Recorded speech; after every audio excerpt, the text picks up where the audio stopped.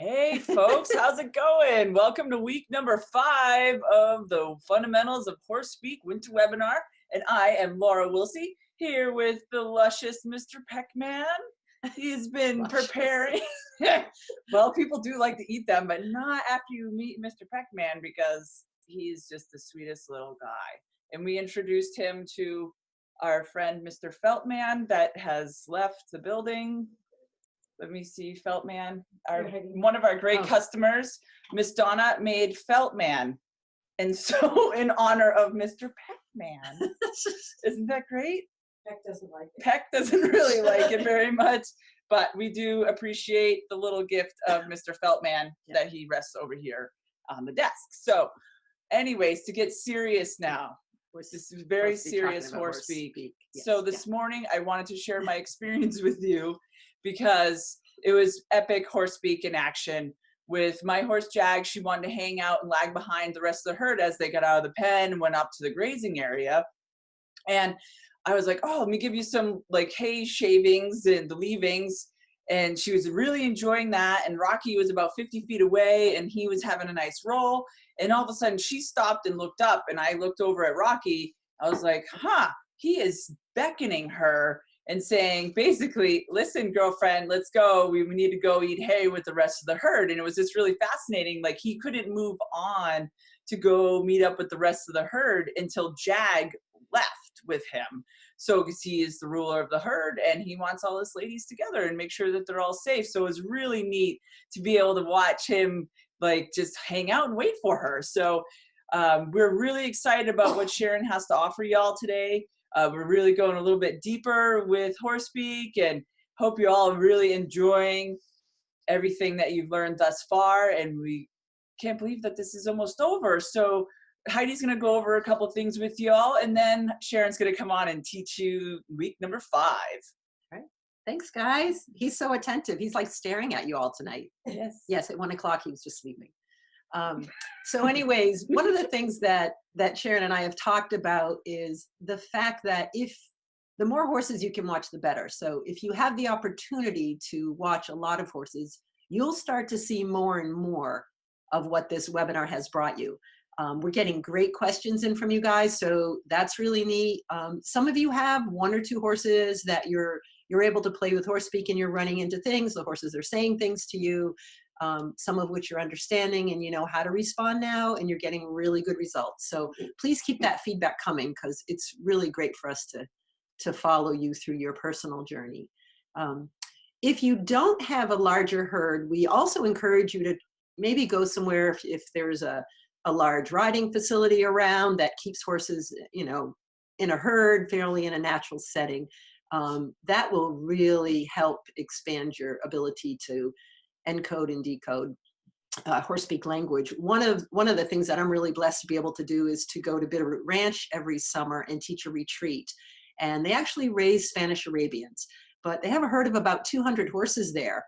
Some of you have probably joined me there. Some of you are going to join me there this summer, and there might be a couple spots left. It's actually a centered riding holistic horsemanship retreat, but horse speak is in everything. And when we go there, there's actually a herd of 1 to 4-year-olds, probably about 20 or so. And then there's a pasture full of moms and babies. And what I recall from last fall is they had bred 6 mares. So I'm hoping we have 6 healthy babies to enjoy this summer and to play with. And then there's a herd of about 150 that we actually go in and mingle with. And the really cool thing is after they've worked during the day and they do rides, but at night they open the gates and 150 horses run up to the top of what's called the bench where they spend the nights. And so we, 1 or 2 evenings, we'll go up to the bench and just mix and mingle with them while they're eating their piles of hay. And there's so much conversation that happens. So a lot of the pictures that you've been able to enjoy and learn from through this webinar series came from Bitterroot Ranch. The mom and baby pictures, almost all of them did, but the big herd pictures, a lot of them came from there as well. So it just really has proven to deepen your ability. I know I've learned a lot and I'm always still learning, but I've learned a lot by watching those big herds. So if you have a chance, get out and do some of that as well and keep the questions coming and keep the good feedback coming. Okay, thanks. And have a great session with Sharon. She'll be on in just a moment. Thank you, folks. We'll be right with you. Taking care of business. All right. Hello, everybody. So last week we went over quite a lot of things, and this week we have also quite a lot of things. And if you've noticed, I'm building momentum here, trying to get through the rest of the buttons and the concepts. And like I said last week, you know, this is really the ABCs of horse speak. And although I am encouraging you to go and try different things and practice different things, that I wouldn't expect anybody to have mastered any of this by the end of this webinar. It's really just sort of you know, a broad stroke of being walked through a lot of these concepts. So this week, last week we went over the value of rapport, a deepening of body language awareness. We talked about X and O, going to zero in the herd, active zero, active versus passive releases. That was important with the vagus nerve release. We started to talk about matching steps. We talked about the idea of creating bend, levels of intensity. This is a big one. This will just go on and on. You'll learn more about that as time goes on. Enrichment and what that is, and becoming the mentor for your horse. So, oh, Laura, I need your help for a second. Let me get a little bit black here. Take a cup of coffee. No. All right. So this week we're going to deepen the rapport that we've started building. We're going to talk about the 4 G's in action, and we're going to introduce a concept of being able to say yes and no. And another way to think about that is sort of a green light, red light. You know, do you have a green light to go on, or you're getting a red light, you need to stop. And then, of course, yellow is a hold. So thresholds and what they are, why it's important to know about them. X and O in daily practice, matching steps, a lot more about that. Fun with feet, what that is. Target hand, girth button, and we're going to move on to some of the other buttons. So we're going to talk about the jump up button. We're going to talk more deeply about the hip button and what's going on with that. We're going to talk this week about the backup button, what it is, how to facilitate utilizing it, why is it important to horses. And then we're going to work on the follow me button. So we're going all the way to the back end of the horse, and then we're going to come up to the front of the horse again. And then finally the yield over button. And there's a reason why I put things in this order, and I'll explain that as we go on. Okay, so first of all, we've been, pardon me, we've been talking a lot about the greeting ritual, because really it's baby steps into talking horse, and it's the same baby steps that the babies took. And so it all starts with hello. And when you can say hello, you can move on from there and have other conversations. So for those of you who may still, for whatever reason, be just feeling like you're not getting the hello you want, or you're not sure if you're getting a hello, or what's up with this hello, or you got a hello from your horse and now they don't want to do it anymore, or you can't really get a hello because you have a horse who's too uptight for whatever reason, you know, don't worry about it. Just develop your awareness of it. And as Heidi said, it's good to go and observe other horses. We can get a little bit stuck with our one horse, or if a horse that we're struggling with. And it's really important to watch other horses, especially if you have the opportunity to find a mentor. You know, you find a calm, steady Eddie kind of horse that seems to just keep everybody at an even keel, and just watch how they do things. And you will get there. You know, if you want to learn to say hello to a horse, you will get there. A lot of times we're bringing unconscious stuff to the greeting. So we're excited, or we're confused, or our body language just isn't that clear. And when we're in a learning curve, you know, it's good to go find a horse who doesn't care that much, so that we can be a little bit sloppy if that's what we need to be. And the other horse is like, well, you got a funny accent, but I think I know what you mean. And it's easy. But if you're trying to learn something and you have a high test horse who's just really electric, that's harder. That's just a tougher situation. I mean, and that situation is going to be tough anyway, no matter what you're doing. If you're training, if you're trying to do horse speak, if you're just trying to muck out the stall, if you have a really tense, intense horse, that's a tougher situation anyway. So give yourself a break and practice this as much as you can. in situations that are more relaxed. Hey, Laura. Hey. Do you want to cover that heater behind me a little Sure. bit? Okay. So when we're talking about building rapport, Pardon us. This is our house. Forgot to cover the heater. Horses need to feel safe. They need to feel part of a community, and they need to know their unique place in the world from the moment that they're born. All right, these are things that they're looking for instinctively and intuitively.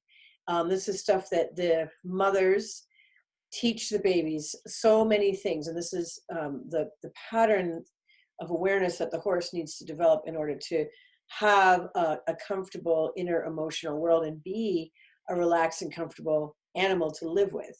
Horse Speak seeks to build deep and true rapport between horse and human, and teaching us how to meet the horse's needs. So this is a big deal. So when you see this baby face, I put this baby up here. First of all, he's cute, and who doesn't want to look at it? But I put this baby face up here because when you see that face, unless something is, it doesn't affect you in any way, most people are going to say, ah, baby. I don't want to just, that face is just so adorable, and it makes you want to just go and smooch it. However, if you actually approach that baby in real life, you probably scamper away. Most horse babies don't just come over. And this is the point, is that from the moment that they're born, they're also timid by nature, right? And, not every single personality. Some personalities are really bold by nature, but most of the time, their natural state is to be very timid because nature says big things could get you. You need to run. They're born and they can run within a few hours of being born. So just keep that in mind, that we're building rapport because we want to say, I do not want to get you. These are not claws. I'm not out to get you. I want to open up a rapport with you. So using rapport, all right, once it's established, you'll be able to expand what you can ask of a horse and not lose this essential ingredient, okay? If you or your horse lose your zero at any time, you should be able to go back down the ladder to a previous step in which you both can rebuild your rapport. More importantly, horses wish to live in a state of harmony and rapport already. Once you show leadership based on rapport, the horse will seek to keep it going. Now, pardon me.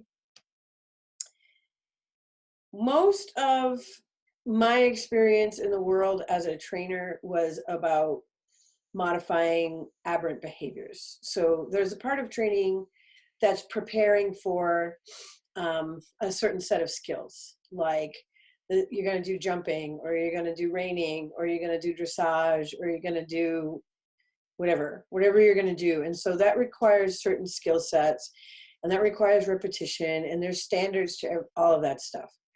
And so there's this sense of, I have to do it. I have to make the horse do it. However, when you are looking for rapport, okay, horses want it already. They already want harmony. They already want to feel like they can follow someone who can make decisions on their behalf. It's already built into their nature. And that is what we're aiming for, is to access the inside of the horse. So the horse says, you want to go for a trail ride or jump a fence, or they don't really care what you think is interesting. What they care about is, are you helping me feel safe in my world? If you are, good, then I'll go do whatever you want to do. So what we're really working at with Horse Speak is, does the horse from inside himself feel like, yes, I can't wait for you to show up. I'm so excited to spend time with you, whatever it is that you want to do. So that leads us to talking a little bit about thresholds, because this question came up a few times. And pardon me, just one moment. I'm so sorry. Hey, can you grab my, yeah, thanks. It's in the bathroom. All right. Having a tough time tonight. Yeah, a little bit of asthma tonight. I apologize, everybody. So what a threshold is a change in environment. And so that could be from paddock to paddock.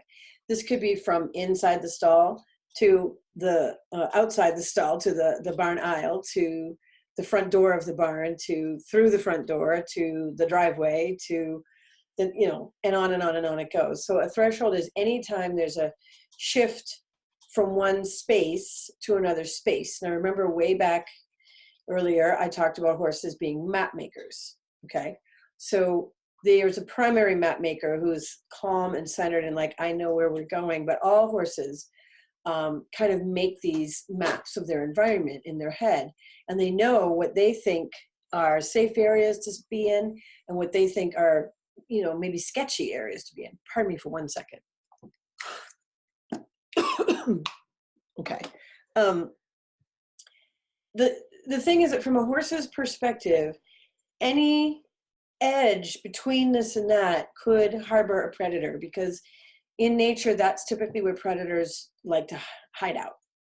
So if you go down to the watering hole, the predators are going to lurk there along the edge. If you're on a trail, predators are going to lurk on the edge of the trail, you know, behind a tree.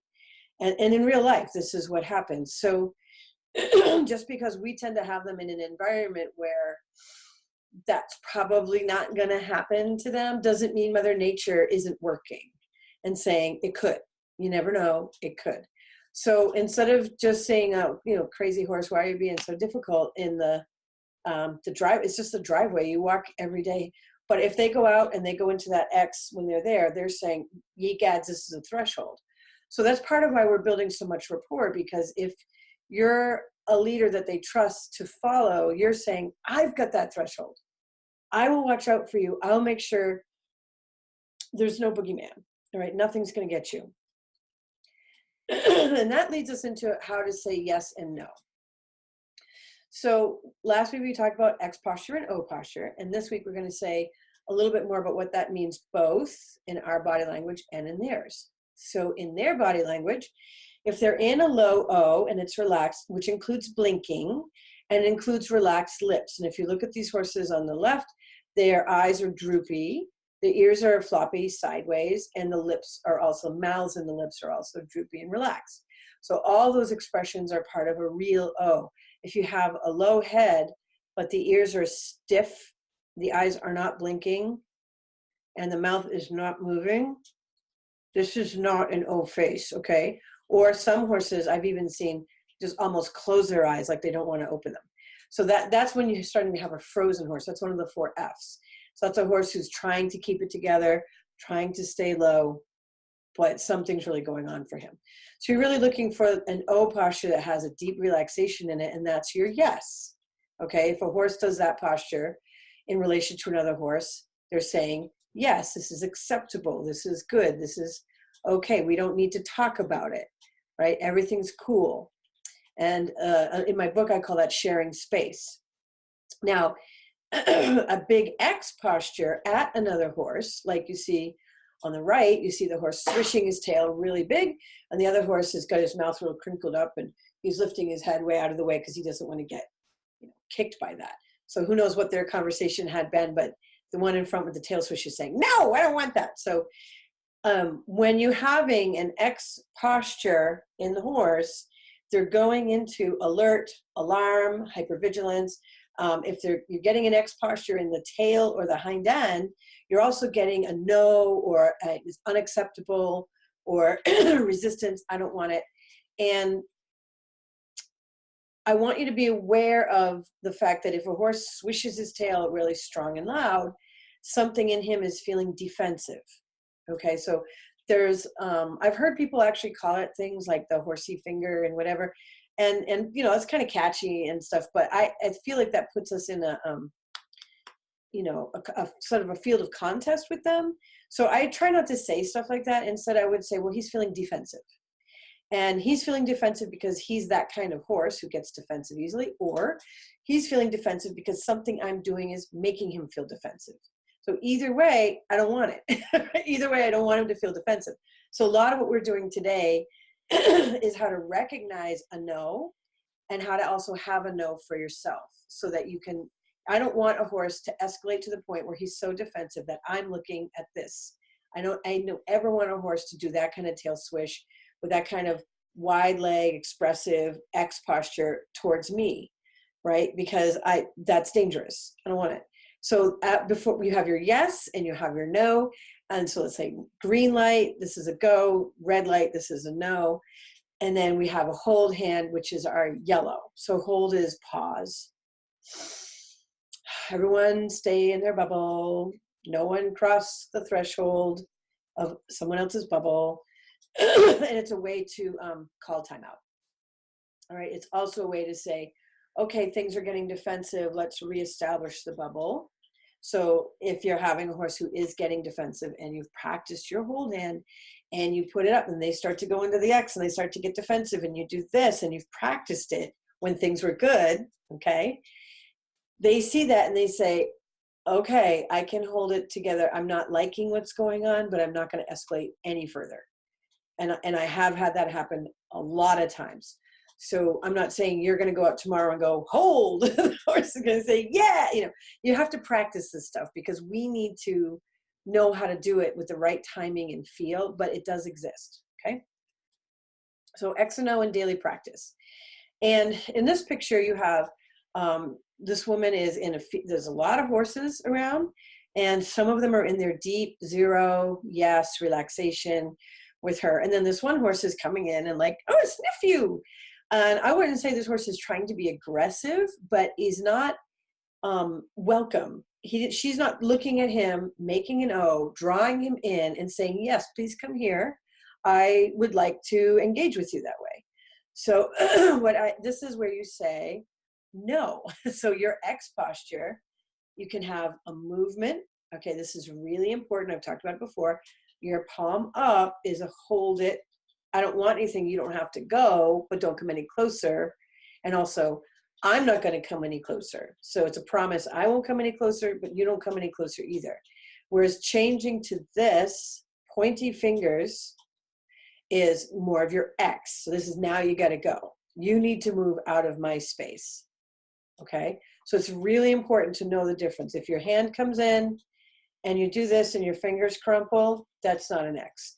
If your hand comes in and you stab, that's not an X. That's just annoying. Okay. If you come in and you turn into a push, if you push, they're going to push back. That's the push me game. All right. So it's coming in and just enough pressure. Their skin is so sensitive. If one fly lands on it, they go, la, la, la, right? So just enough pressure, they're going to go, ooh, that's not, I don't want to stay there. And they're going to yield a little bit. They're going to just flinch. And when they do that, you go back to your yes, which is yes, in the face, okay? So it's thinking about X and O in your face. So if you make a happy expression, you also take a breath. And you tend to shrug your shoulders. And you tend to nod. And we tend to blink. There's a whole bunch of things that we do, micro movements, and our breathing pattern and our attention in what we do with our head, what we do with our shoulders. There's a whole bunch of things that we do. And horses read that. If we say no, there's a whole bunch of things we do. Frowning, my lips change and get tense. I hold my breath, my shoulders come up. No, I don't like that. Okay, so when you can get really clear that they're looking for those micro expressions and you utilize them on purpose. So you say big, yes, that's what I want. Yes, very good. Big smile, big happy face. Okay, and no, it's not what I want. Hold it right there. You know, this is very clearly, yes, different, right? Those two things are very different. So you might think I feel crazy because I'm like, yes, no. But you want to be able to practice these things a little bit larger than you would probably normally do it so that you're clear that you're making a distinction. Otherwise, you're like, yeah, that's good. No, that's not good. And there's not much of a distinction. And so then they're looking at you going, I think you changed your expression. You didn't really breathe with it though. You still didn't define anything. So I'm reading you. And then they might even come in and like push it. Like, did you really mean that? And then you're like, hey, and they're like, oh yeah, you really meant that. So you just want to be in the practice of using your natural body language as human beings we have, but exaggerating just a little bit so that they can, you know, have more clarity, all right? Because they don't want to get in trouble. They don't want to do the wrong thing. So that's going to bring us to the 4Gs in action. And what this is really about is, last time I talked about the 4Gs, I talked about the 4Gs in terms of cycles of communication that the horses go through. We had a little graphic up there. And we talked about trying to utilize those cycles. So there's a greeting, and then there's a going somewhere, and that can be as simple as move your face, to move your face and neck, to move your face, neck, and shoulder, to actually we're going to go somewhere, we're going to walk now, right? So all those things are part of going somewhere. And when that's satisfied, then you arrive at grooming, which can be just sharing space. We're just going to hang out, or we're actually going to groom, or, you know, we're going to have some kind of connection. We're going to hug or something. And then the gone phase, which is we're just having a pause. We could be done, which I would swish my tail, one low, not the high swish you saw in that other one, one low swish. And I'm putting my hand up here so you can see it, but actually I would have it down by my thigh and go swish, just like that, once. Not swish, swish, swish, swish, swish, swish. That's like, there's a fly. Okay, so just one swish. And that signifies to the horse, I'm pausing, I'm leaving, I'm done with the conversation for now. And I've had a lot of horses look at you and then go, and then they do a little swish too, like, okay, I'm done too. So it's a nice way to just say, you know, pause, I'm done for now. But what I'm talking about this week is the fact that the 4Gs are a way for horses to ask a lot of questions and figure out a ton of things. Okay, so horses who are new to each other are asking all these questions of each other, and even every day is a new day. Is my leader feeling healthy and well today? Can he or she lead and guide me and make the maps and protect me and have my back, all that stuff today? So every time you show up, there's going to be a little bit of this question in their head. Okay, and so these questions are: who's in charge? Will you protect me? What's allowed in contact with each other? Okay, so how much is too close? How far is too far? Like, where's the comfort zone? How do we ask for space if we need it? So if the horse says, I need space right now, I'm getting overdone and I need room, how do they ask for space without being, you know, rude? Okay, and how do we ask for space without being rude? Okay, so if the only way you know how to ask for space is like this, that's way too much, right? So you want to be able to say, little space, please. And you want the horse to feel they can say, can I have a little space, please? And you recognize that. How do we begin? How do we move off? And how do we end? They need to know all those things. Where do you want me to touch you? So they want to land somewhere on your body when they come in. And so this is greeting. This is also a target. We're going to talk about that in a minute. And this is also a landing pad.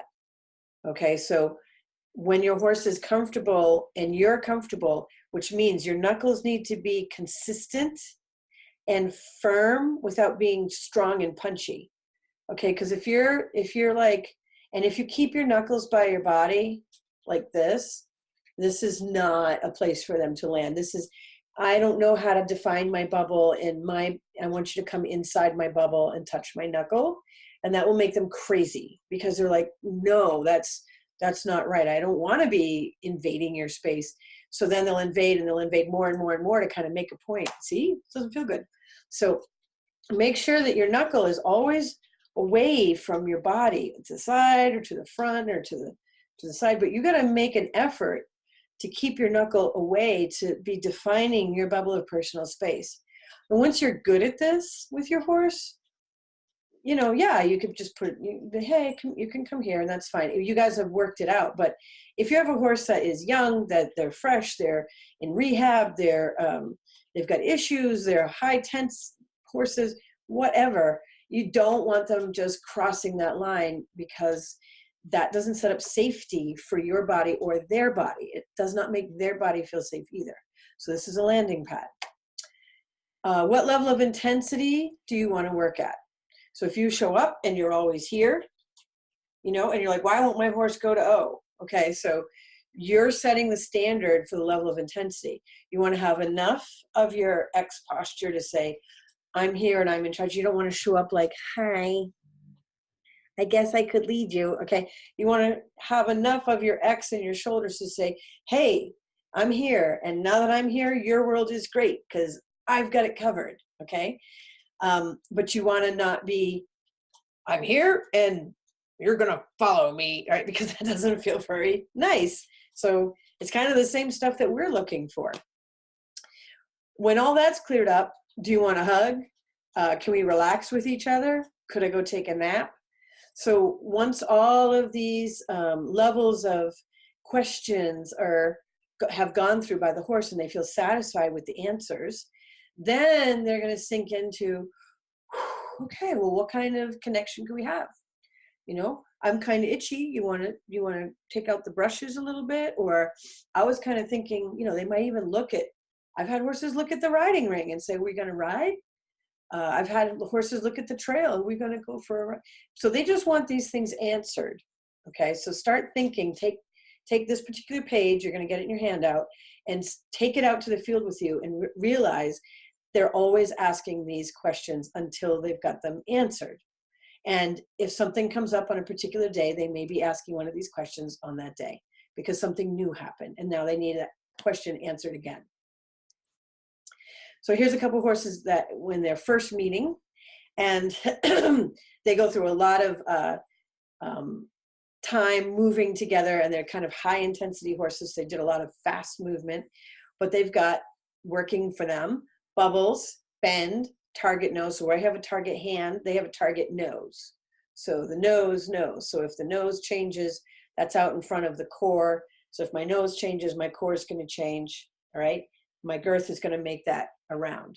So bubbles, bend, target nose, buddy up, girth button, matching steps equals rapport. So that's just fun.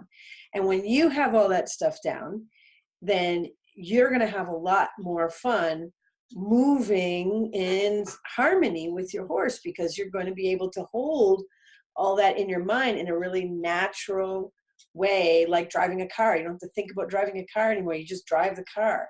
So once you get there, this is really easy. But right now I'm just saying, you know, look at these pictures and can you see the bubbles? Can you see the bend? Can you see the target nose? Can you see the buddy up? Can you see the girth button? Can you see the matching steps? And can you see that what they're working on having with each other is rapport? Okay, because that's what they want. That's what horses crave.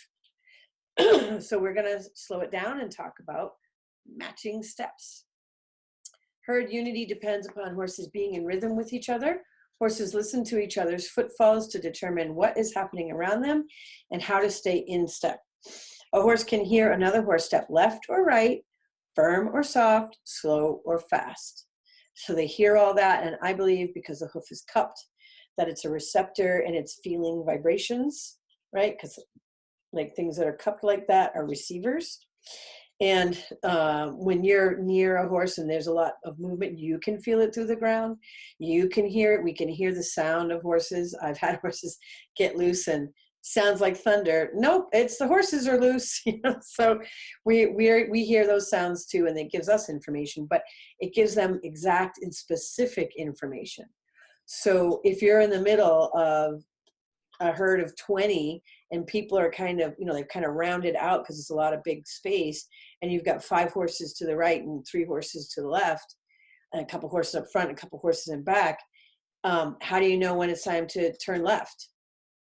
Well, if you hear the hoof beats harder on the left and you hear the hind hooves maybe like schlumping underneath to slow down a little to make that bank, then your body goes boop, right? So anybody who's ever played sports or danced with other people, or let's see what some other things, martial arts, or any number of things where you've had big interactions with other people moving fast, doing something, you know, your periphery awareness tunes in, and you get a sense of all that stuff, so you know where you need to be.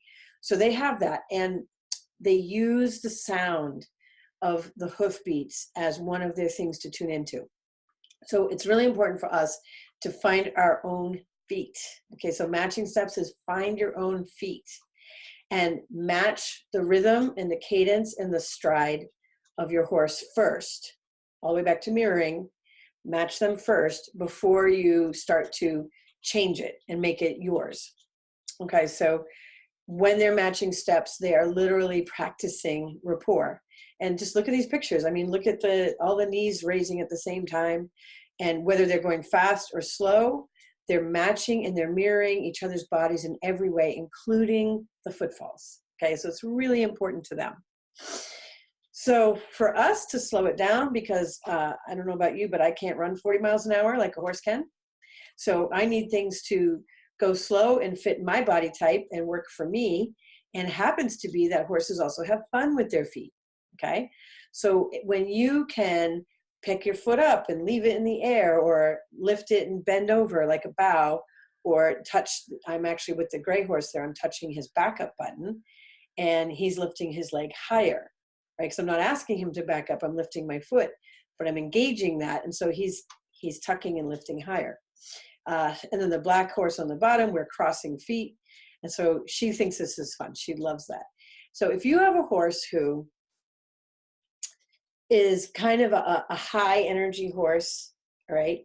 Having them cross their feet is fantastic. So if they're a stressy horse, or they seem shut down, or they seem just not available, not present, doing some fun with feet can be like magic, right? It can really help snap them out of it, because you're putting them back in their feet. You're getting them grounded again. And I have her on a lead rope, but I have easily done this in front of a fence, just open my steps and cross, and open and cross, and open and cross, and go all the way down a line and stop.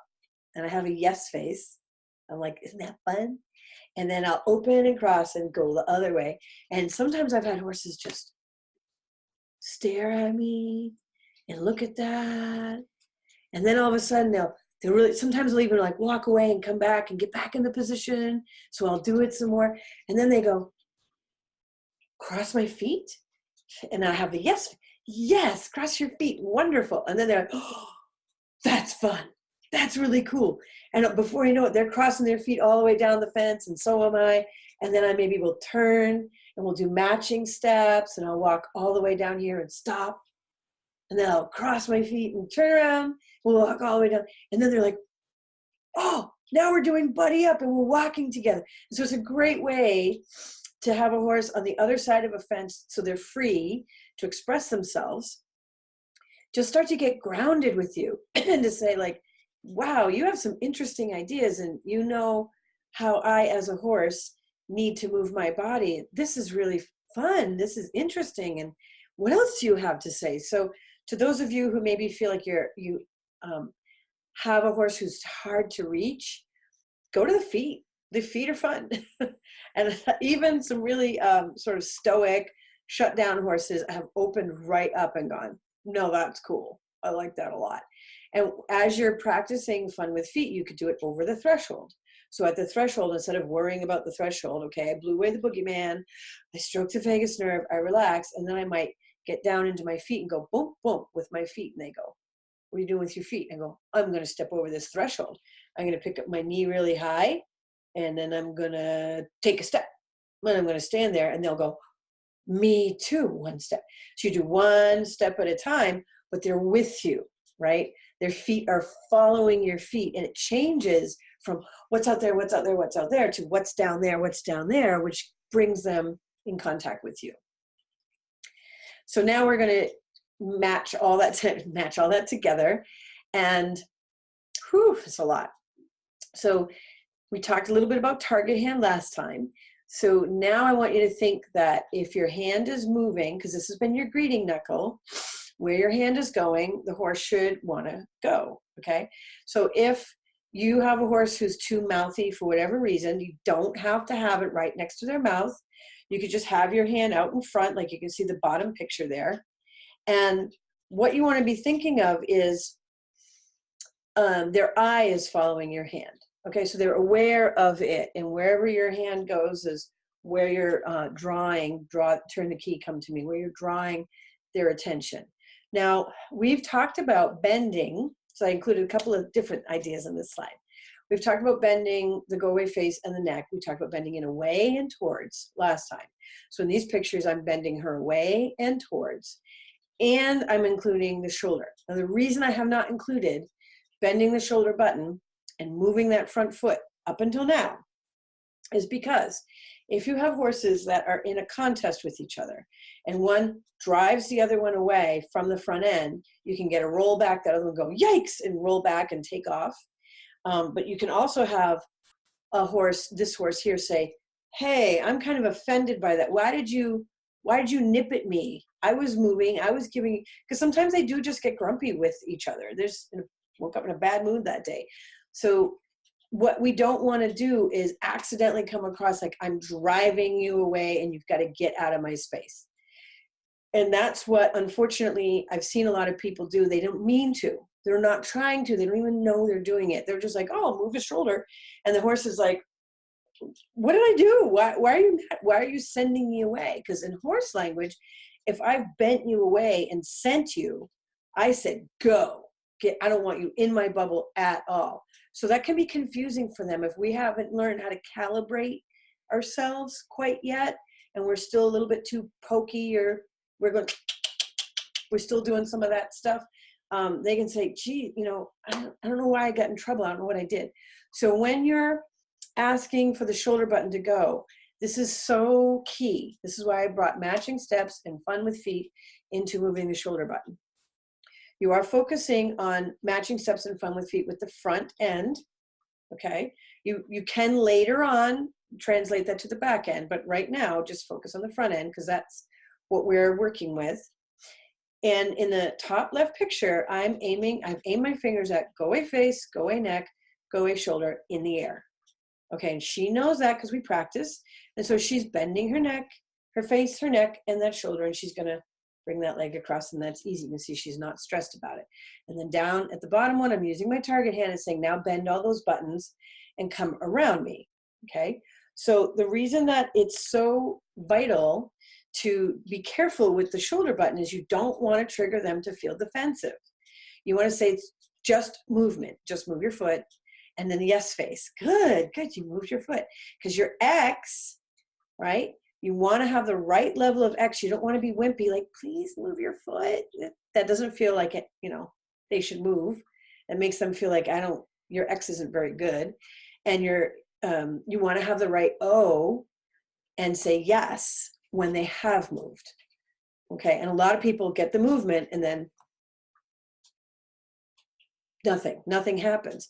So horse is like, did I do it? I don't know what you wanted. So you really want to have one foot move at a time.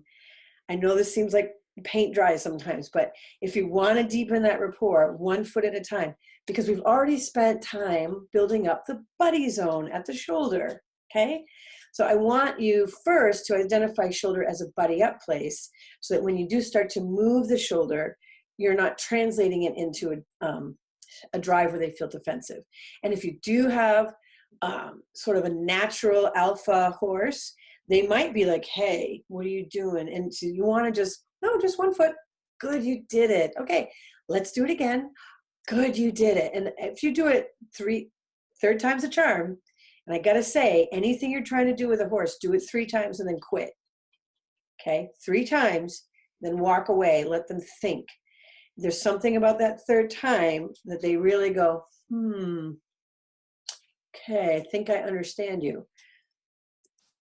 So now we're going to switch to talking about lining up with the girth button in a different way.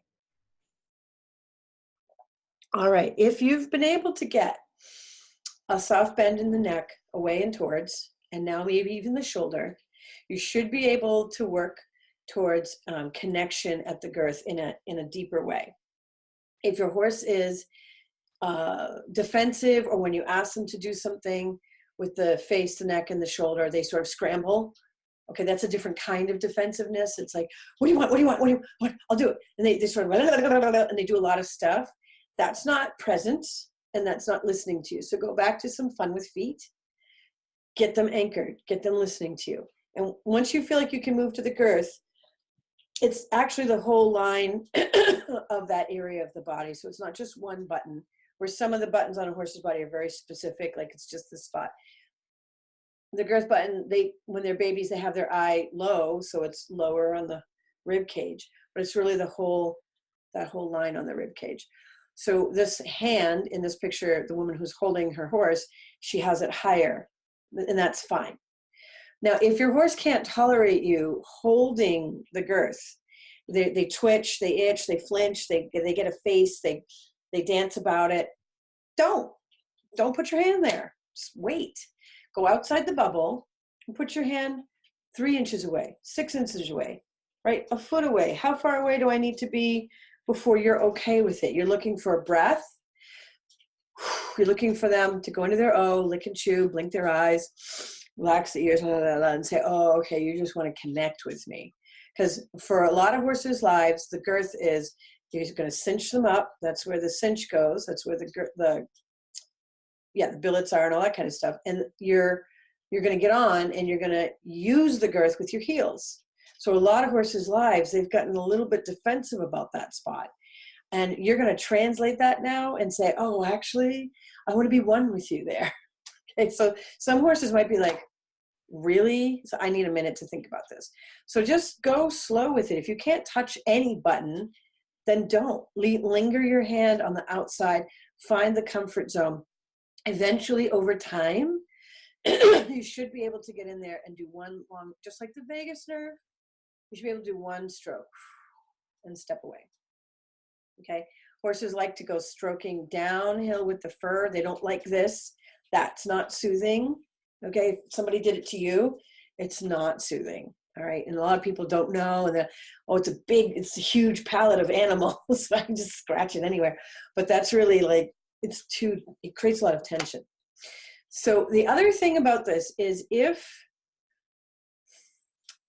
you're holding a horse's girth or you're working with the horse's girth, I'm going to talk about this again, and they want to move away, don't force them to stay still, and also don't try to pursue them with your hand on, so you're both walking and your hand is on the girth. Later, when you're both deeply comfortable with this, there's ways you can work that. But at this point, if the horse is like, that's a lot, I don't really want it, let them move or just walk. If they're on a lead rope like this, just, okay, fine. And just take them for a walk and come back and maybe try it again, third time's a charm. Because if they're saying no, you need to respect it that they're saying no, all right? And they'll always come back and they'll always say, let's try again. I've never had a horse not come back at some point.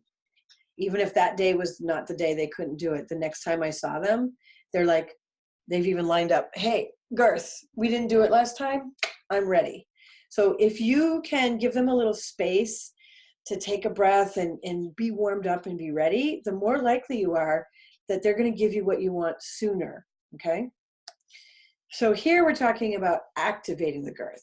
So the idea of holding the girth and, hey, I want to be lined up with you, I want to be connected with you. Now I want to activate, and this is from hold hand to activate, and I want to see that there's a scoop, okay? If you can see that, that's a nice scoop, as opposed to here to that. Do you see how this is like sharp? And you can, it's not this is wrong, but if you can get used to making a scoop, that is smooth, right? That's not offensive. It's very clear. And when you make that scooping motion, your arm changes your wing bone to roll down your back, which causes your ribs to open up, which causes your pelvis to relax. It does this whole series of movements in your own body. So rolling motions are good for your body and help you breathe deeper and help you stay zero. So here I'm asking the horse on top to start to think about bending around me.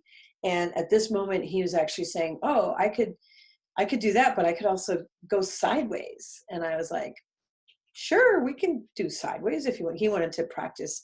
That's what he offered. That's the fun with feet he brought to the table. And so I said, sure, we can do that. And then when we were done doing that, I said, now let's go around me. And he was like, oh, yeah, I can go around you. And the horse on the bottom, I'm asking her, I'm doing neck and girth. And I'm saying, can you please go that way? So I'm asking her to bend away from me.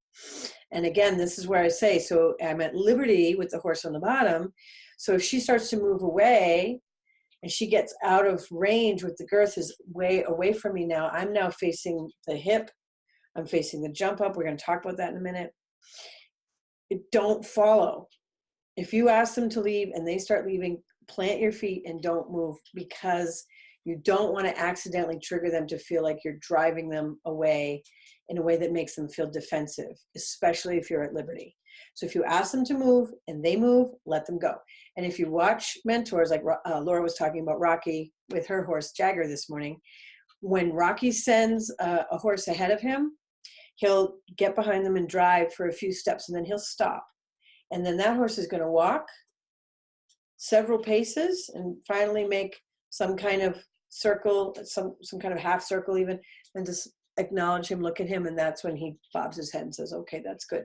So he's always going to stop and let the other horse continue without feeling pressured. Okay, so horses know how to do this to not make other horses feel pressured. So we have to practice that. And that's what this page is all about. They know how to use the girth button. So you don't have to school a horse on how to use the girth button unless he's had an injury and he's needing help with his balance, or unless he hasn't had good socialization, or any number of reasons why the horse is in for remedial attention. But they know about the girth button. It's their button, and they use it even to talk to themselves. So when we're practicing with the girth button, we're practicing being in the right place at the right time, doing the right thing. And we're practicing, can I hold it? Can I make contact with it? Can I give it a nice stroke? Can I breathe? Can I smile? Can I be, can I connect my own ribs to your ribs? And can I activate it? And if I activate, what kinds of things can we do? You could move sideways away from me. You could move forwards. You can move backwards. There's all kinds of things you can do. And I want to just go back to my O and relax and invite the horse to come back around and say, okay, that's nice. Let's stay connected. Because I don't want a horse to move away from a person if they're at liberty, especially if you've got like a herd of horses and you're dealing with them and you've asked a horse to move off. If you start following them, it could trigger them to feel like, I'm in trouble, I gotta go. And they could get defensive and, they could flip a tail or whatever. So you don't want that. Okay. So one of the reasons you don't want it is because if you've asked the girth button to go and it's gone past you, then it's brought the jump up button right in front of you. And the jump up button is the most vulnerable area. And that's the area where they have the 4Fs come out really fast. Okay, because nature is like, ooh, you gotta protect that spot, because that is prime territory where a predator wants to go get a horse.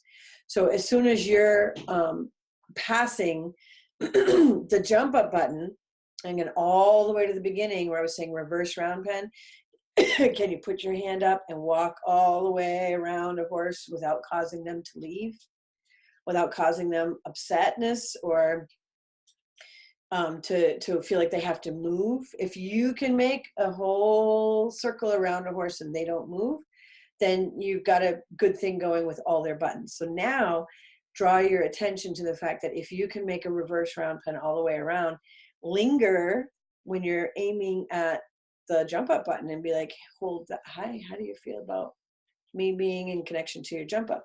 And it could change. The horse might say, I feel fine about it. The horse might say, I feel really nervous about it. So it's just good to know. So in here with this picture, all I'm doing is aiming my hand. I've got one hand holding the girth there, and I've got the other hand that I've aimed at the jump up button. And what she's doing is just moving sideways away from that. But her eyes are closed in this shot because she was blinking. Okay, so her ears are flopping, her nose is towards me, she's thinking, she's blinking, she's soft. This isn't stressing her out, and that's the point. So jump up in communication between horses. This is where the babies go to nurse. And so when horses are meeting each other, again, we have these, the black horse and the brown horse down below, and they were getting to know each other. And so he came in and sniffed the jump up button, and that's part of getting to know you. And I've seen horses sniff it and linger there. If a horse has a tummy ache, I've watched horses come and sniff and sniff and sniff and sniff and sniff. A horse's jump up, and then someone who owns horses, he's kind of got some ulcers and stuff. And, so wow, they could sense that he's got a tummy ache, or that he's feeling vulnerable, or he's feeling tucked up. So when you see a horse kind of tucked up in that area and not breathing deeply and not digesting, they're also feeling vulnerable. So those things go together. So when they're questioning vulnerability, when they're questioning intimacy, how close can we be with each other? How intimate can we be with each other? That's a place that they're going to sniff, and they're going to linger there and kind of feel each other out and determine what's okay and what's not okay. So here we have Rocky asking Vati to move over, and he had aimed at her jump up button because he wanted her to actually leave his bubble. But if you can see, he's aiming, his muzzle, his face is making this motion, which is why I'm saying if you can take your hand and turn it to this, there's a simulation there. I hope you can see that.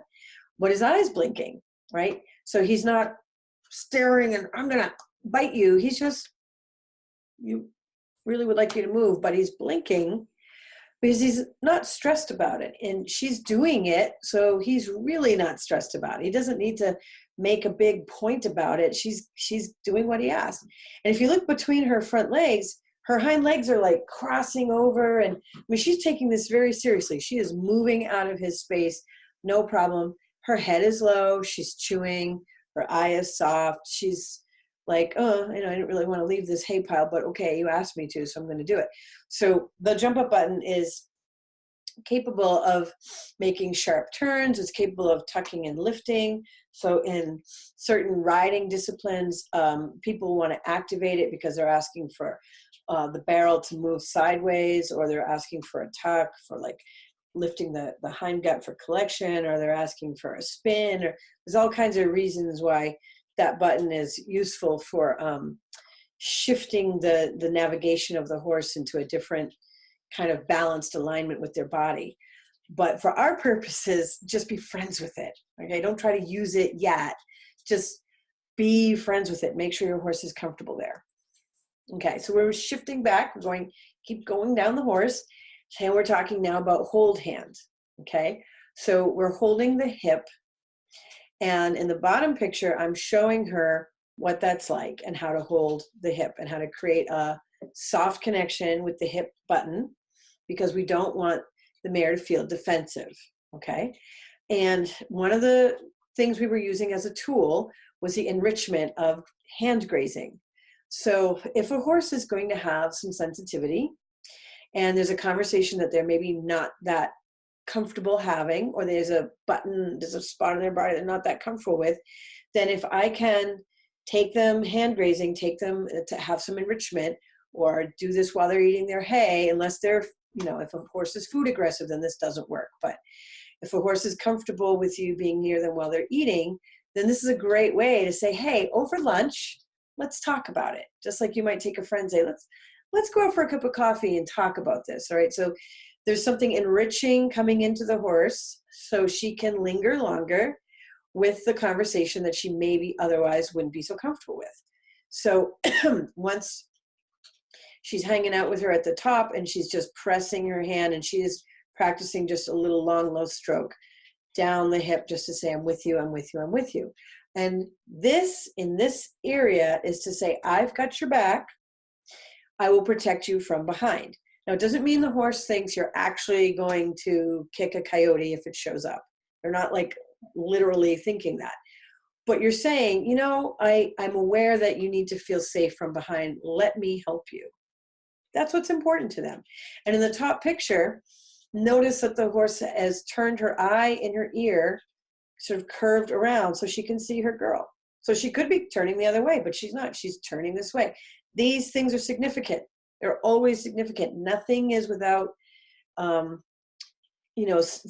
on the horse's part. They don't just do stuff.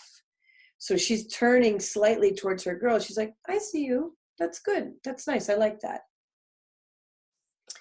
So we have, again, over here, the black horse and the brown. They were getting to know each other. And sorry that picture is so fuzzy, but it was raining that day. So it's just a lot of rain was coming down at this moment. But again, in the process of getting to know each other, there he goes to the hip button. He sniffed it. He ran his lips down it. He was like, am I driving, or am I following you, or what are we going to do? How close is too close, or, what do you think about this? And so they're determining that level of their relationship, who's going to go in front, who's going to go in back. And as you saw, most of the pictures of these two, they're side by side.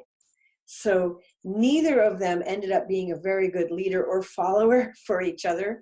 They were both good buddies, side-by-side buddies, but neither of them was a good map maker and neither of them was a really good protector. There was other horses in the herd who did that. So they had to go through all the buttons to figure that out. Now the horse on the right in the middle is aiming. So here, his nose is doing this. He's aiming at the hip of that little roany horse to the side there. And she's got an ear on him and she's saying, okay, whatever it is that you want.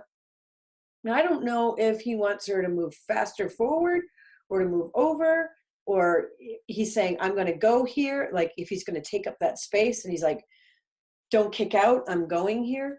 But he's aiming at that, right? And that's really the beauty of this, is if you can hold it, you can aim at it and it doesn't have to cause the horse stress. But she's not all stressed out and, oh, what do you mean? No, she's just, okay. So maybe he's going to just take up that space. She's like, all right, go by. I'm not going to kick. We're fine. So they have ways to navigate that bubble and say, hey, no fly zone, no kick zone here, right? No bite zone here, no strike zone here. We're just moving. And they have ways to do this with each other. So what I'm trying to set you guys up for is to have a way, if you need to move your horse, you need to go to this, that it doesn't upset them. It doesn't make them stressed. It doesn't make them defensive. It doesn't make them shut down or, you know, why am I in trouble? And what it does instead is it just says, no problem. Sure, I'm happy to do that for you. So I'm coming back to the horse in the round pen. I've had several pictures of her through the weeks. And before I asked her to move her drive button, to move it, send her out in front of me, I had practiced beckoning. Okay, so I'm beckoning her to me and she's crossing her feet because this horse had played a lot of fun with feet with me and she really liked it and was helpful to her. So she's crossing her feet and arcing towards me. And then when we had both come to a stop, I've got my hand up in a hold from way outside the bubble. And she needed me to be all the way over there. That was outside the bubble for her. That's where it was. So as long as she's in an aw shucks, her nose is down, she's relaxing. I'm going to stand there, I've cocked a hip. I'm just going to hold position until either I feel like changing something or I notice that she's offered to change something. And that's where it becomes a little bit mutual. Okay. What I'm saying, I've got you, I've got you, I've got you. Before I drive you, I've got you. So here's what it comes down to. Am I driving you or am I following you? The hip button means two things, okay? These little babies, aren't they so cute? So the hip button can mean follow me, or it can mean I'm going to drive you. Now, I've seen mentors come in and sort of whoosh past all the horses and stop and aim their hip button so that the other horses can see it. And if a horse leans in to sniff it or something, the mentor swishes the tail. No, you're following me, you're not driving me, and I don't need you to hold me. And then the other horse, oh, okay. And then, oh, good, I'll follow, sure, I'll follow you. And it's very easy. So right from infancy, they're learning, am I driving, am I following, who's doing what, when, why, and how. And if we want a horse to follow us, we have to know how to move forward with that same kind of confidence and it's time to follow me. We also need to know how to say, you go ahead of me because I've got your back. I'm driving you ahead, but I've got your back. So that's back to the sandwich, right, in the beginning. So once you can hold your horse at the hip, we're thinking about going slowly, driving in first gear, okay? So here I am holding my mare on her hip. I'm also looking down. I'm doing an aw shucks myself. I'm relaxing. I'm probably stroking long, low stroke down the hip because that's soothing. There's a really neat way to start activating the hip button. So if the first step, you can hold the hip button to make friends with the defensive end. Second step, while leading, change direction and aim your focus of attention onto the hip button to ask it to move. So what I'm creating here is a bend, right? So she's bending the face, the neck, the shoulder, the girth around me, and I'm pointing at the hip. And there goes that hip. So I'm saying, follow me and go ahead of me at the same time. So she's following me. She's going to come around. My target hand is right there for her eye and her muzzle to follow. Follow me, but also I'm driving you. So I'm fulfilling both sides at the same time with this cool little move. And if you're just even leading your horse down the barn aisle and you just turn and look, you've got them right here. Let's say they're right, this is their face right here. And you turn on your outside shoulder and you look at that hip as you turn around to go into a stall or change direction in the aisle, get them ready for the cross ties or something. They will literally just whoop, just move that hip, and it's graceful, and it's kind of cool. So this is a nice way to start practicing using the drive button in a way that's totally practical and smooths out horses that have a hard time bending in tight corners, or if you have like, a really big horse, or you're just practicing it for yourself. So in the bottom picture here, Rocky's asking Jag to move forward. And again, he's making an X posture in his face. He's got that expression, but his head is low and her head is low. And because she's doing it, he's not nagging. He's not saying, no, I said, do it more, do it, do it, do it, do it. He's saying, do it. I want you to go. And she's like, I'm going. And he's okay. So he's going to hold that face in that position until she arrives at the point where they're both comfortable, okay? So now we're gonna talk about claiming the space in front. Now I've talked about this a little bit in terms of horses that are sandwiched, so that I'm referring back to the bottom picture here, which I'd shown a few weeks ago. And they take up a place in the herd. One's in the front, one's in the back, one's in the front, one's in the back, and they know where that place is. I'm following the hip button of the horse in front of me, and the horse behind me is following my hip button, and someone way back there is driving, and someone way up there has the map. Okay, so we're practicing fulfilling all those different roles and needs, and we're trying to be one vertical person, and I have to go from the front of my horse, and I have to go to the back of my horse, and I have to go back to the front. I have to pause in the middle, and so I have to stop at all these buttons in order to talk with them. But a horse is long, so they can, talk to the head, talk to the butt, talk to the girth. Here's a shoulder, here's a hip, and they can just do it because their body's shaped that way. So the reason that I've broken this down into segments is because we literally have to walk from button to get this done. So coming back to the front, claiming space in the front, what this is about, first of all, the technique. I've got my hand on the bridge of the nose. I have seen horses, if you've watched the conic video, so I recommend, if you haven't seen it, it's on my YouTube channel. It's under my name, Sharon Wilsie. It's called Wild Conic of the Netherlands, I think, K-O-N-I-K. We'll make sure you get a link to that. There's one point where the head stallion puts his muzzle on the bridge of the nose of the other stallion and presses down and is like, stop moving. And by doing that, he's claiming the space in the front of that horse. He didn't ask the horse to move backwards in that moment, but he asked him to stop what he was doing. So, and I have seen other horses use the bridge of the nose for various reasons.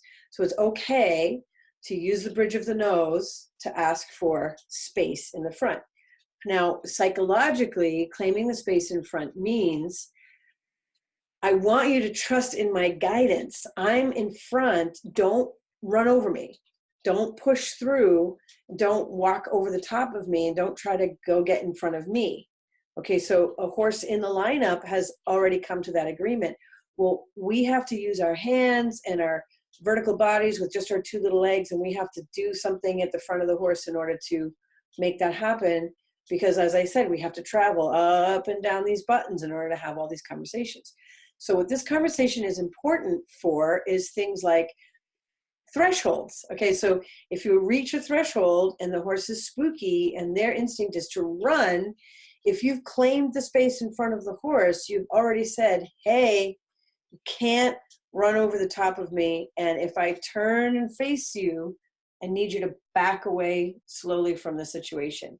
And I've watched horses hold other horses back. So some horses that a woman was telling me about at one of my clinics, and she said, I've seen this happen, but this is a good story. She said, oh, my horses go down the chute every day, and one of the horses will turn sideways and block them and say, nope, You can't go out the gate until you're all settled, and wait till all the horses are settled, and then he'll turn forward, and then he'll lead, and they can all follow and go out the gate. Heidi's talked about it in the story that she wrote. And a lot of people have witnessed this. I've witnessed this too. So it's perfectly reasonable for the lead horse to use whatever means necessary to block the forward motion of horses behind them if they feel like it's not right. So it's okay to block this forward motion, or even ask, step back a little bit, get into your spot. Okay. So if you can practice this as a practice, not wait until you're at a threshold and everything's falling apart and it's a disaster. Practice this easy, but the key is this: one step at a time. Please hear me. One step at a time. Like matching steps, you're following them. Fun with feet, you're trying to have fun with feet. One step at a time. Moving the shoulder, one step at a time. What we don't want is the horse scrabbling with their feet, trying to figure out what you want, and they're stressed. What we don't want is, I want you to do this again and again and again and again, because now they're going to tune out and they're not going to listen to you anymore because you're drilling. Okay. So when horses do this with other horses, they have all day to get it done. So one horse might say, hey, move that foot. And he moves that foot. All right. And 10 minutes later, hey, move that other foot. And they move the other foot. All right. They have all day. So to really be in the vein of creating rapport, move a foot and let it go. Do that 3 times. All right. The secret is do whatever you're doing 3 times. The less you ask for, the more they want to please you. The less you ask for, the more they want to show off. So I've had some horses say I'm doing fun with feet, or I'm doing backup or something, and it's so easy. They get it right so easy. It's impossible for them to get it wrong, because what I'm asking for is so small that they can't get it wrong. And then when they realize that after the 3rd time, they're like, oh yeah, I can back up. You want to see me back up? Look at that. What do you think of that? Or I can cross my feet. Look at me crossing my feet. I'm amazing, right? Or the horse in the picture before, he's like, can we go sideways? I totally want to learn how to go sideways. So all of a sudden this enthusiasm shows up, and the horse is like, let me show you what I've got. Let me show off for you. Let me do more for you, because you've made it so easy, okay, to get this done. So this is not about drilling. This is not about punishment. This is just saying, I know that I have to fulfill this role for you, and I know that we're going to get along better if you're clear about me being in front. Or what if you're on a trail ride and you have to dismount for some reason, any reason, and you need to lead down a section of the trail, and it's narrow and you need the horse behind you. That's happened to me.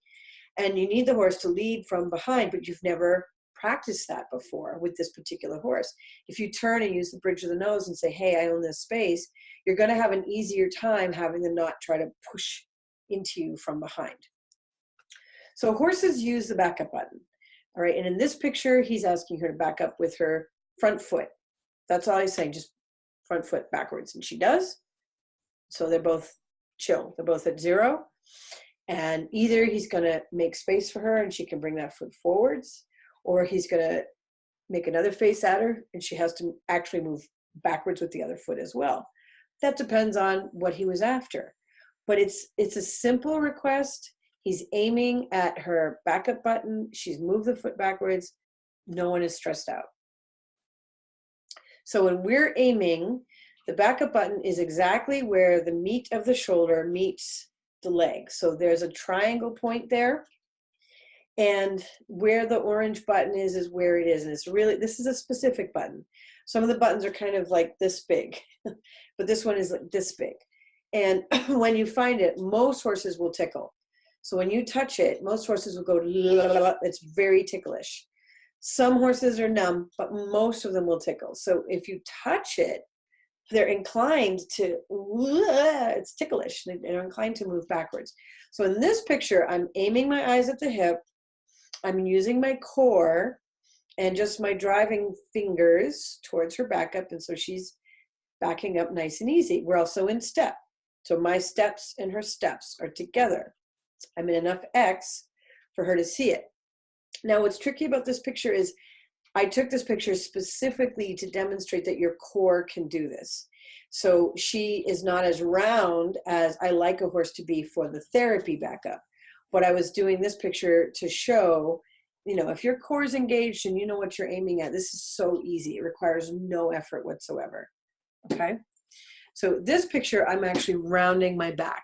The reason I'm rounding my back is that I want her to drop her neck and round her back and round her hips. Claiming space in front is needed to ensure this horse knows how to follow my lead and not take over to push past me. Horses claim the space in front of other horses for the same reason. Horses hold their emotional stress in the hind end. This is why engaging the hind end in a thoughtful way is so important. This horse had tendencies to rush and also to brace against backing up. That informed me that we needed to make friends with the defensive end. Note the position of my hands. My left hand is scooping up the lead rope. My right hand is activating the backup button. So here you can really see my hand on the lead rope, pinky finger up, so that when I engage, here's my scoop. Now this rotation creates an enormous movement through my rib cage, my body, my outside hip. Okay, so there's a huge motion here, and when you bring that towards, it's a support that actually takes the horse's face and rounds it, so they want to lift the poll, lift the chest, tuck at the belly, and round the back. And if you round your back as well, then you're modeling what you're looking for in their skeleton. And by aiming this way with this hand instead of this way, okay, again, I'm putting that support. I'm asking kind of for a like horsey Pilates move, where what she's going to do is round those shoulders, round her skeleton, round her frame, lift her belly, sink back over her pelvis. So that pelvis is going to just drop into itself. And that's where the emotional release happens, because horses process everything through their body, but the pelvis is where they process the emotional side of everything. And the tail expresses that. So here in the therapy backup in hand, you can see the first picture. Her old story was, I can't do this, I can't back up. Now I had been practicing the scooping from the ground, so scooping here, scooping here. So I practiced these rounded rotational movements. She'd learned how to do it. And so as soon as she realized what it was, she let go of the fear. She's let go of the tension. She let go, and it was easy. And you can see her face. She's like, I can do that. And then she's backing up, and there's no pulling, right? The ropes are loose. So it's the rotation that creates the softening. And then she's saying, oh, this actually feels kind of good. I mean, her eye is soft, her lips get soft, her ears go sideways. So the reason that I'm practicing this backup with her is to encourage her to use her body in a balanced way, to rebalance her entire body, but also let go of any tension in her hips. And what I'm not doing is backing her up 20 steps. That's what I'm not doing. And it's not that I couldn't. Later, when we're both good at this, maybe we want to practice it as part of, we're going to do a performance in which we have to back around a corner or something. It could be any number of reasons why we might want to play with that. But right now, for what we're doing for communication, I'm just like, can you get into this frame and relax? Can you get into a good rounded frame, O posture with me, yield the space backwards, trust me, trust that I've got the space in front, trust that I've got your back, and trust that you can let go with me in the reins. So when horses, we're in yield over a little bit. So when horses ask another horse for a little space from behind, okay, they're asking that horse to give me room in the back end of your body. And most of the time, they don't need them to completely cross under, they just need them to move over a little bit. So in the top picture, the black horse is running around the side of the brown horse, and he's complaining about that. If you can see, she's leaning in, or she's dropped her shoulder, and she's actually cutting across his bubble. So he's like, yo, that's not nice. And he's got his elbow out like, hey, or he's got his knee out rather like an elbow, and he's swishing his tail at her, and he's rounding his neck. He's like, hey, make a bend, would you? Because she's basically running by him. Ah! And so, he's saying, hey, bend, yield, soften that, give me some room. And the picture down below, what we have is Rocky's now shifted and he's looking at her yield, and look at her hind legs and her front legs and the level of crossing over that she's doing to give to his request. Okay, so she's naturally bending her body around and away from him, but she's not defensive. That's the point. So using the yield button, just like using any other button, yes, it can disengage the hindquarters, but I don't want a horse to feel defensive. I don't want them to feel like you have to disengage your hindquarters 20 times. You can use it for that, but you can also use it to gain a lot of other things. So in the top picture here, I'm just saying, I'm going to hold it first. Okay. Then I'm going to touch your yield button. And all I'm saying to her is, can you lighten that leg?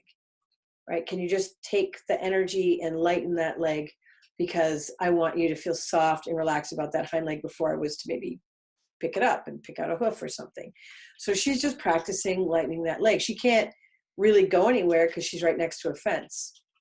In the other picture, I was in a hug position, and then I reached back and I said, hey, yield over. I'm going to hug and yield, and we're going to bend, and you're going to bend around me on the outside. This is a fun, neat thing to do with both of our bodies. And you can see her expression. Her nostrils are breathing, and her eyes are soft, and her ears are soft. And she's even got this fun expression on her face, and her front foot is kind of moving over because she's like, it's a little fun with feet. And so, you know, yielding the hindquarters can be something that's fun and engaging also. And in this picture, putting it all together, she's following my beckoning expression. She's following my O posture, matching steps with me. And then I'm looking at the yield button on the hind end, which is where the stifle is. And so she's going to whoop, flip that hind end away and keep following from behind. So now I've saved follow me button for the end because the follow me button is right at the back of the pole.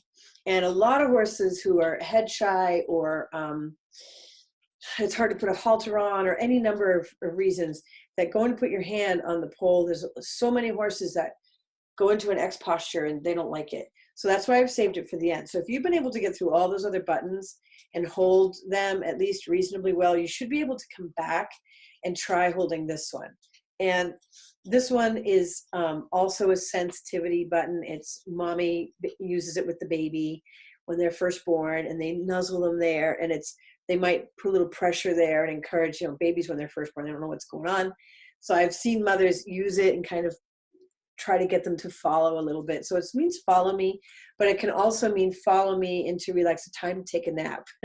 Follow me down, time to relax, time to drop your head. You know, go to sleep, little baby, kind of that.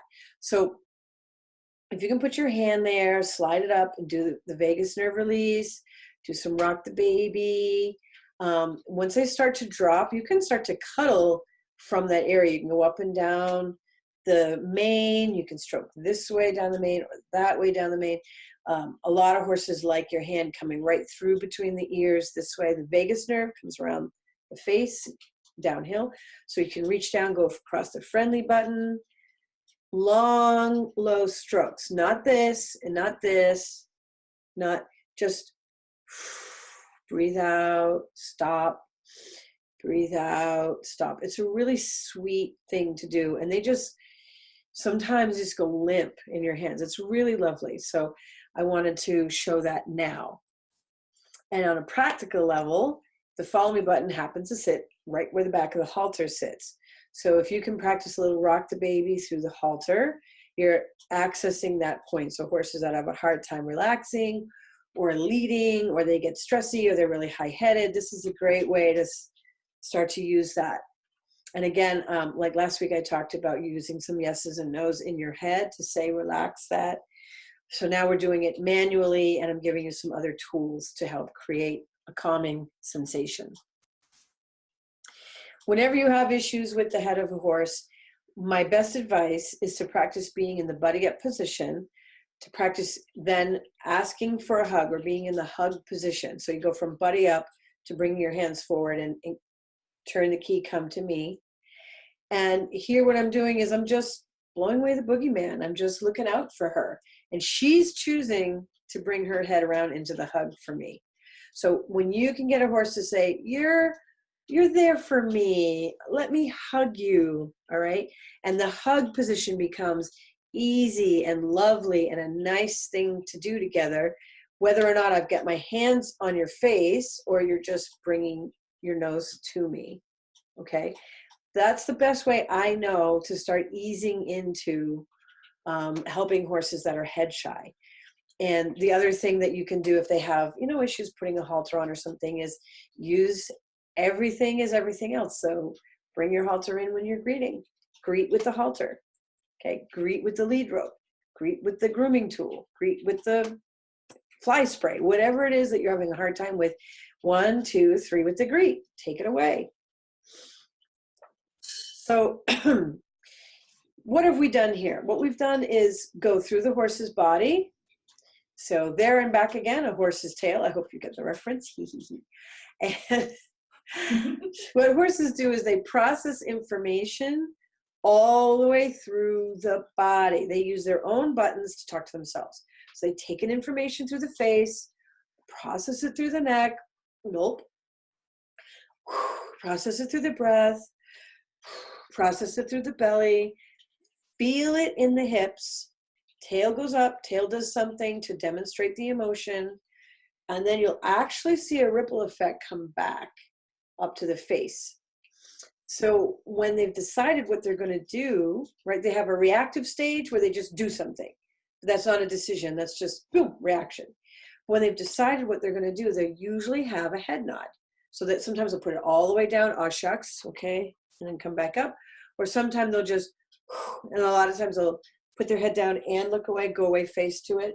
Okay, so it's a way for them to take the pressure off, look away for a minute. Okay, I've decided what I'm going to do. Here's my answer, a step. Or here's my answer, going back to O. Or here's my answer, aiming that way, or whatever it is. So the reason I've talked about linger longer, pause, get out of the bubble, breathe, yes face, all that kind of stuff is the horse's body is long, and for them to go through all their own buttons, feel it, and then send the message back can take a minute or 3. So it's really important to recognize that that's how they process information. Now, the better you get at reading it, the better you get at communicating with them, the faster they can communicate the conversations that you typically have. When you first have a conversation, it might take a full minute. It might take you a full minute too. You might be going, I don't even know what we're talking about anymore. So give yourselves a break and go back to O posture, all right, to absorb the information. It's great to share space with your horse. Don't do anything. Just kind of let it hit. So here's a little storyboard at the end, and Heidi had talked about going to Bitterroot Ranch. So he's a little pony, went out on trail rides, and she was just a little bit nervous around people, and she did her job and stuff, but she was a little unconfident. And so Heidi worked with her, so she goes from greeting to holding the butt to coming back up and standing at the buddy up position, and she's just, let me get to know you a little bit, pony. And then she's going to bring some of her students in to see if they can create a different rapport with the pony as well.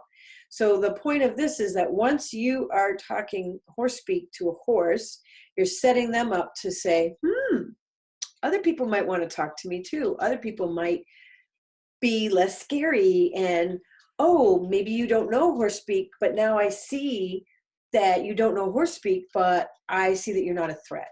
Okay, so I've had a lot of horses even say, oh, my person can't talk. They'll come to me and they'll be like, fix it. Like, I'm trying. So once they have started to trust us that we're speaking horse speak, they will look for it from other people as well. They'll look for it in other situations where they're normally nervous. So it can go by quicker than you think. So the last piece for today, we had talked about using a stick a couple weeks ago. I'm bringing it up again because I have had some people say, I've got a horse who's just, it's really tricky, really high-headed, really nervous, really mouthy, really anything. Or I'm using, I'm doing things where I'm working with my horse and I'm using these tools. So what I want to say is if you're using a stick for work, that's what you're doing, that's fine. But I want you to know that you're enough. Okay, so it's not like you need a stick in order to communicate. You're enough. Just show up and have a yes face, have a no face, have an O, right? Have a nice O posture, have an X, okay? Be able to do these things. And so now you're doing those, she's doing those things with a stick in her hand. So greet with a stick. Now, I do want to say this. I think I forgot to say this earlier. If you greet your horse with an object, like a stick, it could be a grooming tool, it could be anything, and they want to mouth it, I will allow that. All right. I don't necessarily want them to suck it up in their mouth and take it away from me and chew it and run away, but I will allow them to lip it, and I'll maybe even try to use the tool to massage that GV26 button. And when you're massaging a button, okay, you're not pressing in, you're just offering a little, and they'll either want it or they don't want it. If they don't want it, that's fine. But at least I've said, hey, this tool is also a good thing. If they want to chew on it a little bit and mouth it, that's fine, because we're talking about this tool is not dangerous. And if a horse can manipulate something with their mouth, they don't feel that it's dangerous. Then what she's doing is she's saying, let's go through the button. So she's using it at go away face in this particular shot. And the horse's ears are sideways. She's yielding away. She's maybe even going to bring her shoulder in. That's fine. Everything's fine. No stress. And if you're using a tool with a horse, especially a stick, it's a good idea to try to massage them with it. I just can't stress that enough. Do the vagus nerve, do the hold button on the hip. Really practice. The stick is an extension of me. It's a good practice to massage your horse wherever they will tolerate it with the stick. So it is an extension of your hand, not a tool of reprimand. Okay. So, wow. I know, I like things too much sometimes. So your homework, take a nap with a horse. This is a lot. This is a huge seminar. Not really, you actually have a lot of homework to do. So, or yes, you can take a nap and do all your homework. So really what I want you to focus on is you're trying to get whatever rapport you've got, can it go deeper? Can you create more harmony? 4Gs in action. Think about what part of the ritual you're in at any given moment, and what questions is your horse asking you. Concepts. Can you say yes and no? Can you have a pause? Can you see red light, green light? What does it look like from your horse? What does it look like from you to the horse? Thresholds. Be aware of the changes in environment because it's important to them. Set yourself up for it. Practice it. X and O in daily practice. Watch your horse's X's and O's. If they're going into an X, ask them to come back down to an O. If they're in an X around you a lot, check. Am I being X in my face? Okay. Am I being an X? Am I not breathing? Matching steps. Find your own feet. Where are they? What are they doing? Fun with feet. Find the horse's feet. Help them get anchored into their feet.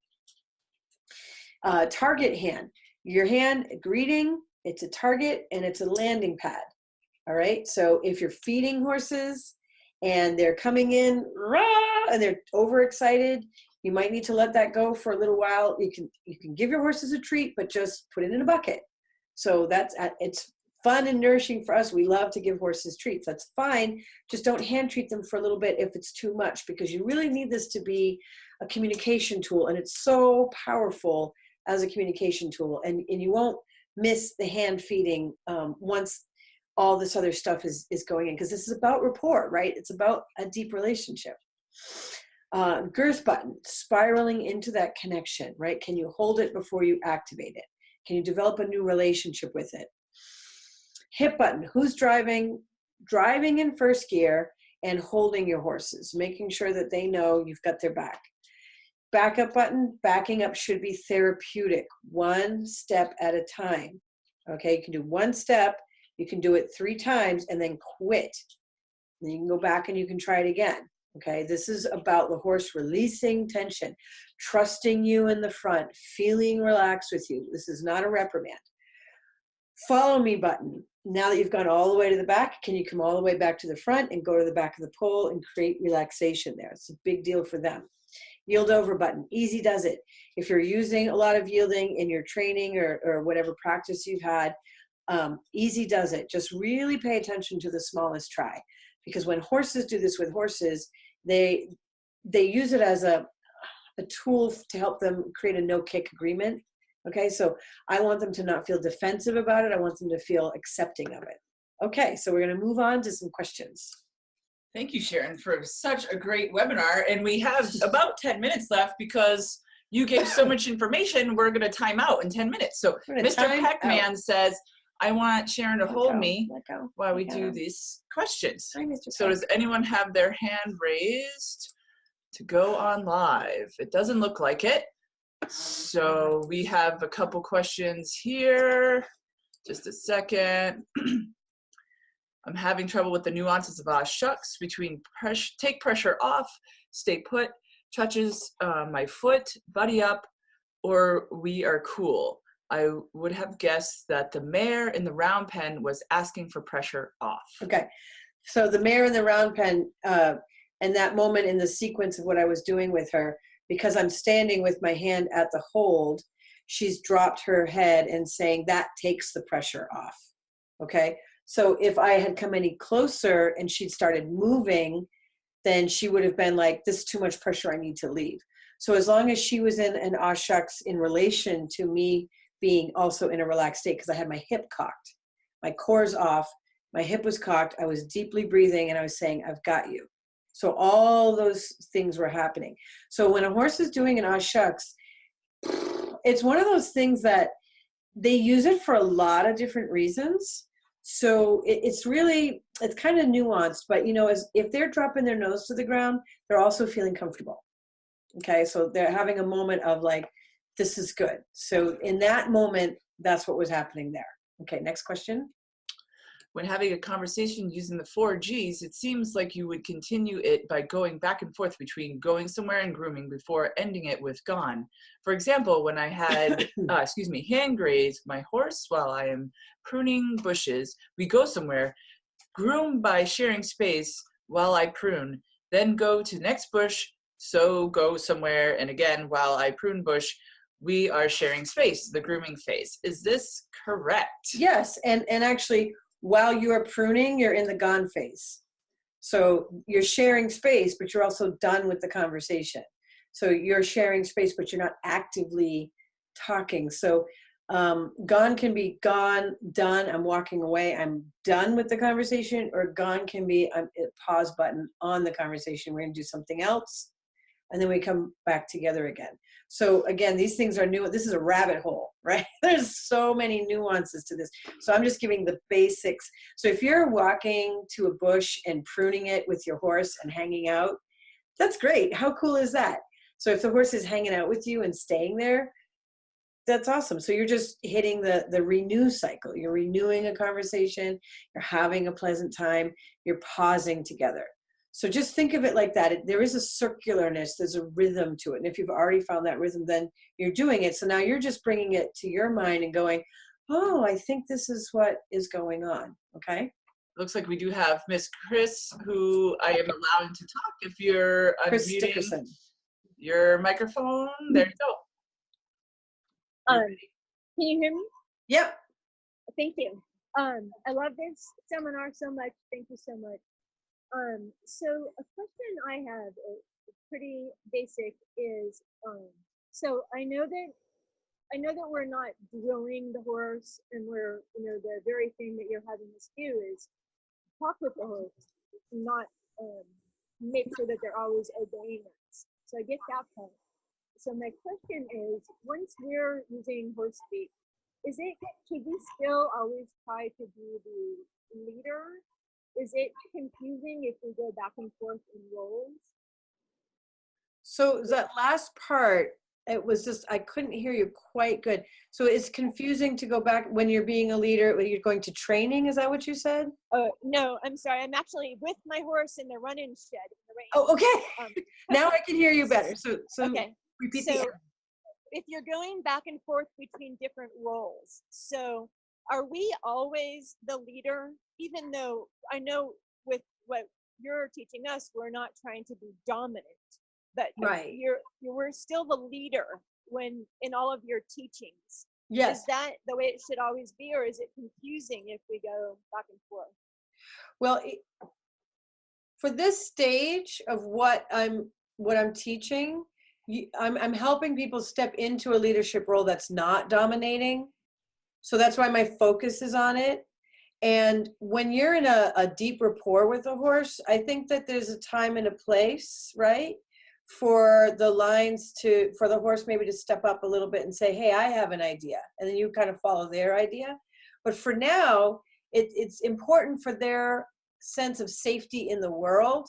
We're taking them into a human world. We're asking them generally to do human ideas and human things. So since we're taking them there, we're responsible for them when we take them there. Like if you get into a taxi cab, the taxi cab driver is responsible for you. Right. Okay. Does that Thank make you. sense? Yeah. Yes, thank you. Okay. All right. And then after I greet my horse using my fist, I lead her to the cross tides with matching steps and tie her. So then drops her head and stares at me with two eyes and wants me to stare back at her. So I do. It makes me smile and laugh. Why is she doing this? Because it makes you smile and laugh. It's very simple.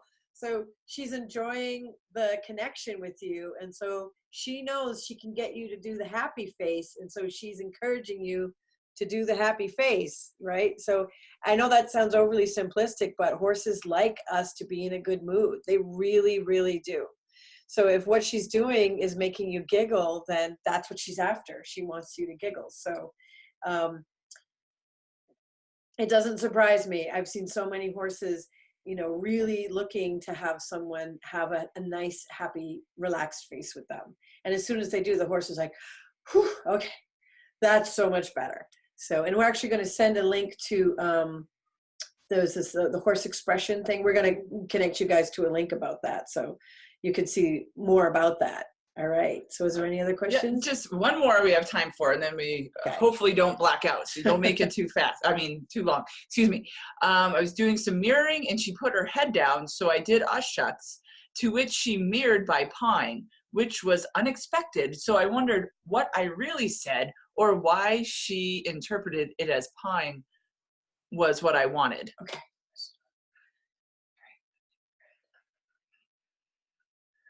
So it depends on where you were and what was happening. So if she was tied and she started pawing, she might have been saying, oh, I don't want to be tied anymore. If she was just standing around, she was loose in the pen and started pawing, then she was encouraging something with your feet. So when they're pawing, it's generally they paw as a reaction to feeling stressed that they can't go where they want to go, or they can't get what they want to get. So it's generally a stress reaction. But if she was completely loose, then there would have been something about, okay, now that you've relaxed down and you now move your feet. So now she's looking for some matching steps or some fun with feet, would be my guess. Sometimes I have to see these things because we're focusing in on one thing, but there was actually 5 other things that were in connection to the thing that you noticed. And those 5 other things were sort of the container for the one thing that really stood out in your mind, but there was all these other things that quantified that message. So if it happens again, just try moving your feet around and see if that works. Okay. All right. And then someone just asked if you could briefly go over the 4 F's. So the 4 F's. So there's fight or flight. We know that. There's also flock and freeze. So fight or flight is, I need to fight to protect myself. I need to flee, which horses generally, they flee. Flocking is getting close to person, place, or thing that makes me feel safe. And freeze is deer in the headlights. I can't move. I'm frozen. I'm going to die.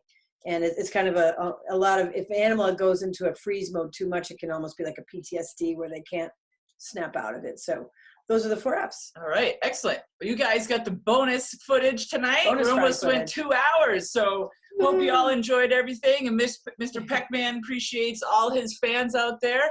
And we're looking forward to seeing you all for next week's last winter webinar. Thank you so much, folks, and have a great night. Bye-bye.